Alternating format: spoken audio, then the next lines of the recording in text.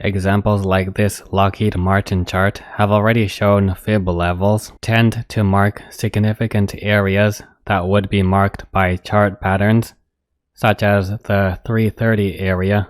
On this chart of UPS stock, price trades within narrow rectangular ranges that are approximated by the 0.5, 0.618, and 0.786 fib levels. Price also breaks through these rectangles to enter and exit them with large price movements and higher volume. Price moves a total of 4 fib levels in each case. Remember, price is stretched and needs extra volume to easily pass through 3 or more fib levels. Also, there is a major gap down in early 2017 through the 0.236 and 0.382 fib levels on very high volume. A fib was drawn in early 2018 using the first upswing on the 0.5 level to form a confirmation triangle. This confirmation triangle became an ascending triangle.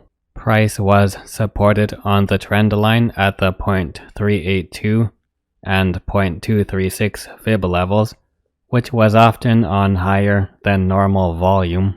Price also held firm resistance at or very near the 0 fib level to form the flat top of an ascending triangle's resistance range. Price eventually finished the ascending triangle pattern by moving past resistance at the 0 fib level after the third bounce off support. Here is a head and shoulders pattern that lines up with the 0.236 level where the neckline is formed to act as a first major support and later as resistance. These are just a few examples of chart patterns coinciding with fib levels. The list could go on and on. Significant levels identified by chart patterns often occur near fib levels, which are also significant in themselves. If you do not use chart patterns, that is absolutely fine. Using fibs without them is perfectly functional.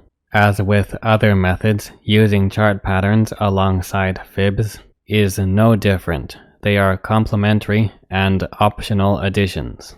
They are not entirely necessary for the effective use of fibs.